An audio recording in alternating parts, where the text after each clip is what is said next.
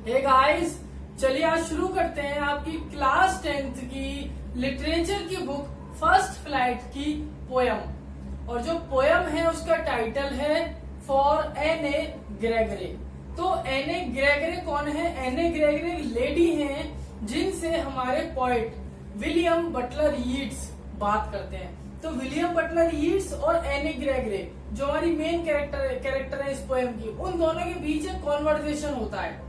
और उस कॉन्वर्सेशन की जो थीम है वो ये है कि जो इंसान होता है उसको बाई फेस हमें प्यार नहीं करना चाहिए। We should run after the inner beauty rather than the outer appearance. मतलब आउटर अपीयरेंस, आउटर ब्यूटी से बेहतर है कि हम किसी की इनर ब्यूटी को जस्टिफाई करें, किसी की इनर ब्यूटी को हम फॉलो करें, उसको अवॉइड करें, उसको प्यार करें। अब ये तो रही पहली थीम। एक थीम और बताइए विलियम बटलर यीट्स ने। वो ये कहते हैं कि सिर्फ दुनिया में ईश्वर, गॉड ही ऐसे हैं जो आपसे ट्रू लव करते हैं, जो आपसे ट्रू लव करते हैं। वरना एक एज ऐसी आती है जहां पर जो लड़के होते हैं या जो लड़कियां होती हैं, यानी जो ऑपोजिट पोल्स होते हैं, वो एक दूसरे की तरफ अट्रैक्ट होते हैं और वो उसको प्यार समझ लेते हैं। तो चलिए बात करते हैं जल्दी से स्टैंजा फर्स्ट का। तो स्टैंजा फर्स्ट कहता है never shall a young man thrown into despair. अब ये जो स्टैंजा फर्स्ट है आपका, ये पूरा स्टैंजा कौन कह रहा है? विलियम बटलर यीट्स, यानी ये जो आपके पॉइंट है, ये पूरे स्टैंजा वो कहते हैं किससे? एनी ग्रेगरी से। तो क्या कहते हैं? Never shall a young man, कभी किसी जवान आदमी को थ्रोन इनटू डेस्पेयर, उदास मत करना। अब यहाँ थ्रोन का मतलब ये नहीं कि उठा के फेंक दिया। थ्रोन इनटू डेस्पेयर का मतलब है उदास मत करना, किसी का दिल मत तोड़ना। Never break heart of anyone, of a young person, किसी जवान आदमी का दिल मत तोड़ना। क्योंकि जवानी में होता है क्या, लोग हमारी तरफ देख के अट्रैक्ट होते हैं, प्यार नहीं करते। वो इन्फेचुएशन हो सकता है, वो अट्रैक्शन हो सकता है, लेकिन वो प्यार नहीं होता। लेकिन लोग उसको प्यार समझ लेते हैं, तो उनका दिल मत तोड़ना। By those great honey coloured ramparts at our ear. वो क्या कहते हैं कि ये जो तुम्हारे ग्रे कलर के, हनी ग्रे कलर के जो बाल हैं, हो सकता है कोई इनको देख के, हो सकता है कोई तुम्हारे इन हनी कलर के बालों को देख के, येलो कलर के बालों को देख के तुम्हारी तरफ आकर्षित हो गया हो। Someone might get attracted towards yourself by seeing your hairs only। तो किसी ने सिर्फ तुम्हारे बाल देखे येलो कलर के और वो तुम्हारी तरफ अट्रैक्ट हो गया, उसे तुमसे प्यार हो गया। तो ये तो इम्पॉसिबल चीज है। तो इसीलिए किसी का दिल मत तोड़ना।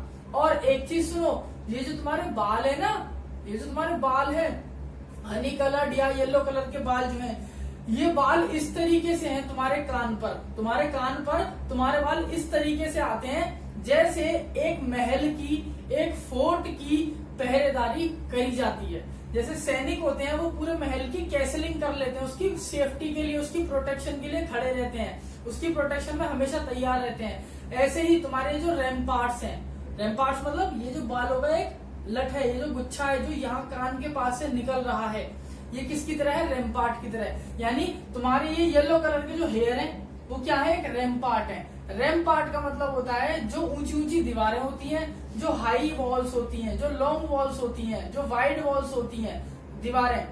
कहाँ पर? किसी किले की प्रोटेक्शन के लिए, किसी फोर्ट की प्रोटेक्शन के लिए जो दीवारें होती है उनको कहते हैं रैम्पार्ट। तो पॉइंट ने यहाँ पर जो एनी ग्रेगरी है उनके बालों को किससे कंपेयर करा? रैम्पार्ट से। बालों को किससे कंपेयर करा है? रैम्पार्ट से। लेकिन यहाँ पर एज और सच या नहीं आया, एज और सच या लाइक नहीं आया, तो ये आपका मेटाफर है, ये आपका सिमिली नहीं है। तो ये आपकी यहाँ पर मिली आपको पहली poetic device, that is your metaphor. यानी रैम्पार्ट मतलब किले की दीवारें किससे कंपेयर करी गई? उनके कान पर आने वाले बालों से। यानी वो कहते हैं कि ये जो तुम्हारी बाल है ना, ये तुम्हारे कान को प्रोटेक्ट कर रहे हैं, ढक लेते हैं इसको। अब वो ये कहते हैं love you for yourself alone and not your yellow hair. यानी ऐसा हो जाता है इस एज में कि जो जवान लड़के हैं वो किसी भी चीज की तरफ अट्रैक्ट हो जाते हैं, लेकिन इसका मतलब ये नहीं है कि वो तुमसे सच्चा प्यार करते हैं। ये नहीं है कि वो तुमसे सच्चा प्यार करते हैं, वो किसकी तरफ अट्रैक्ट हुए थे, तुम्हारे बालों की तरफ, जबकि उन्हें तुम्हारे बालों की तरफ अट्रैक्ट ना होके कहाँ अट्रैक्ट होना चाहिए था, तुम्हारी इनर ब्यूटी पर। उन्हें तुम्हारी इनर ब्यूटी देखनी चाहिए थी, लेकिन उन्होंने तुम्हारे बाल देखे, इसीलिए तुम उनका दिल मत तोड़ना। और तुम्हारे बाल कैसे हैं, ग्रे कलर के हैं, हनी कलर के हैं, येलो कलर के हैं, और तुम्हारे बाल क्या है, रैम्पार्ट है। रैम्पार्ट मतलब दीवार है। कैसी दीवार, जो एक वॉल को, एक फोर्ट को प्रोटेक्ट करती है। इसी तरीके से तुम्हारे जो कान हैं, तुम्हारे जो बाल हैं, वो तुम्हारे कानों को वो प्रोटेक्ट कर रहे हैं। नेक्स्ट स्टेंजा में अब एनी ग्रेगरी रिप्लाई कर रही है और क्या कहती है, but I can get a hair dye and set such colour there. तो मैं क्या करती हूँ, मैं हेयर डाई लगा लूंगी, और हेयर डाई लगा के मैं अपने बाल ब्राउन कर सकती हूँ, ब्लैक कर सकती हूँ, और थोड़े से गाजर की तरह रेड कर सकती हूँ। तो इससे क्या होगा, that young man in despair may love me for my self alone. तो हो सकता है कि जो यंग मैन है, तो हो सकता है वो यंग मैन जिसका दिल टूटा था, वो मुझसे सच्चा प्यार करने लगे।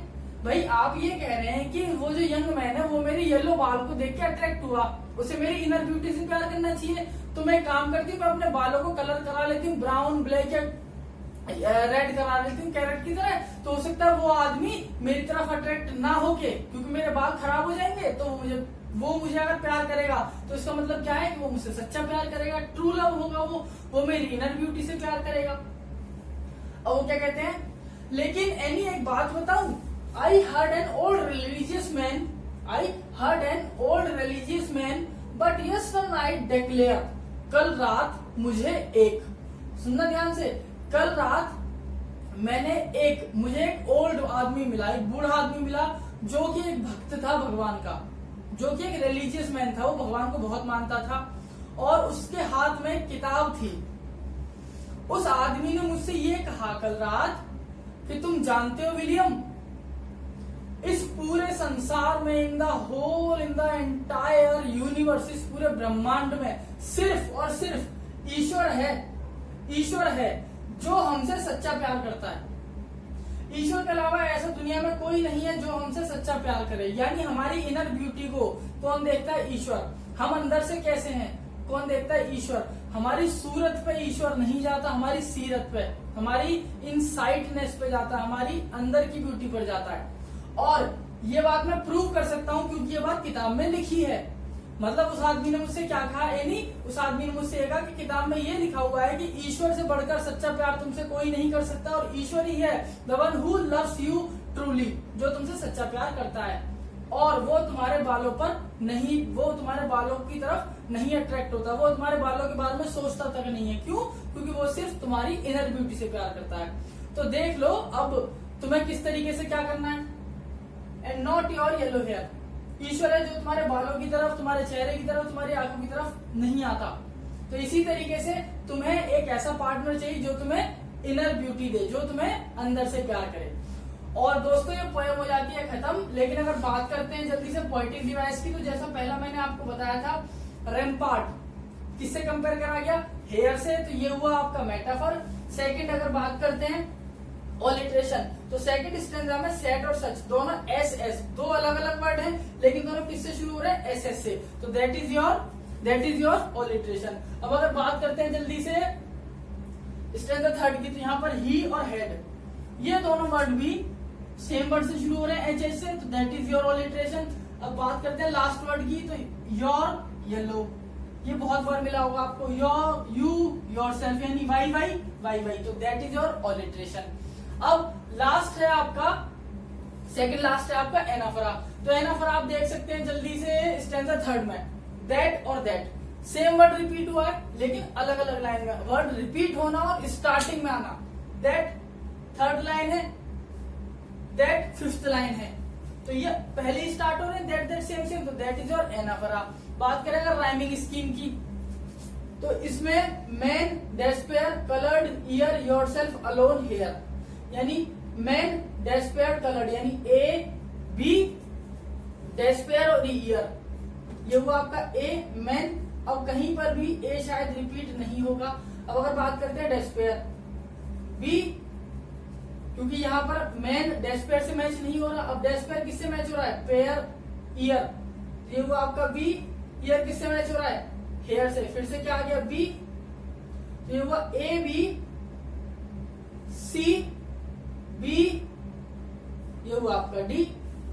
तो आपकी जो राइमिंग स्कीम है वो है A B C B D B. ये मैंने यहाँ पर मेंशन भी कर दिया, A B C B D B. इसी तरीके से अगर आप सेकंड वाले स्टेंजा की बात करते हैं तो dye, A, there, B, C, A B C, इसके बाद बी, इसके बाद डी और फिर बी। तो तीनों का जो राइमिंग स्कीम है वो सेम है। तीनों स्टेंजा में राइमिंग स्कीम क्या है आपकी, सेम।